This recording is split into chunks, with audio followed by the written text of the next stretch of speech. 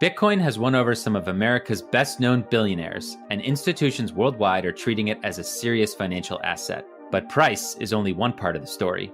Whether they know it or not, people who buy Bitcoin are strengthening a tool for protecting human rights. This still relatively new form of electronic money is censorship-resistant, seizure-resistant, borderless, permissionless, pseudonymous, programmable, and peer-to-peer.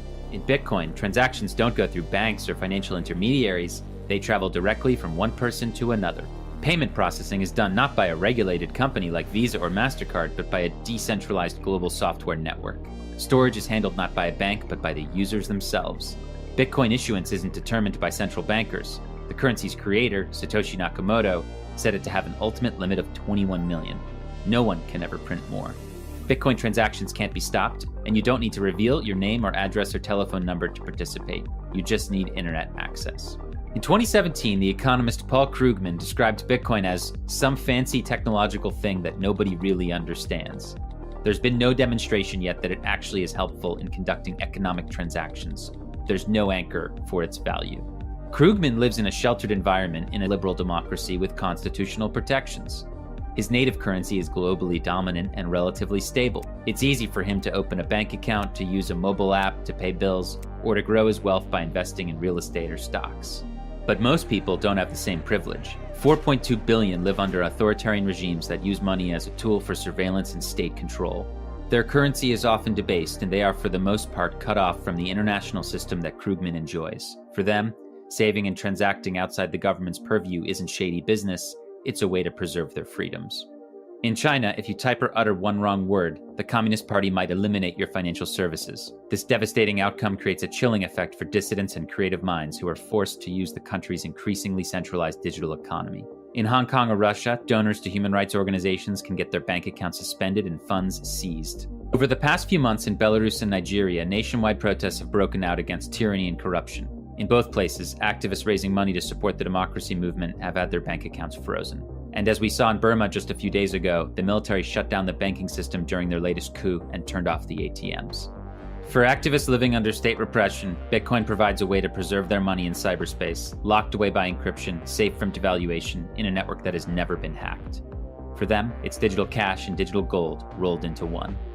And in Cuba, Nigeria, China, Pakistan, Venezuela, Russia, Turkey, Argentina, Palestine, Zimbabwe, and elsewhere, Bitcoin is catching on and helping people escape tyranny and currency collapse. In the past few months, Belarusian activists have used Bitcoin to defy the regime by sending more than $3 million of unstoppable money directly to striking workers, who then convert it locally to rubles in peer-to-peer marketplaces to feed their families as they protest the country's dictatorship.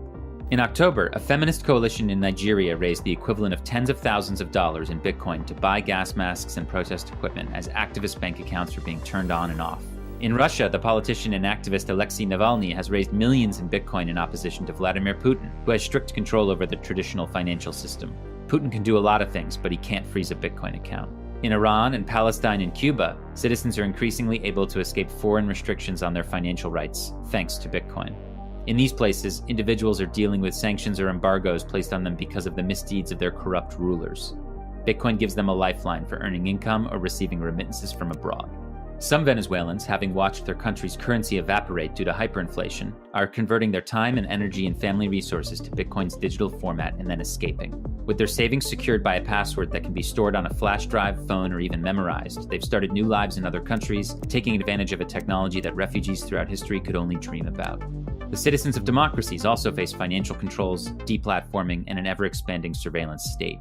But those lucky enough to live in open societies can vote, sue, protest, and write, and those methods might allow them to protect their financial freedom and privacy.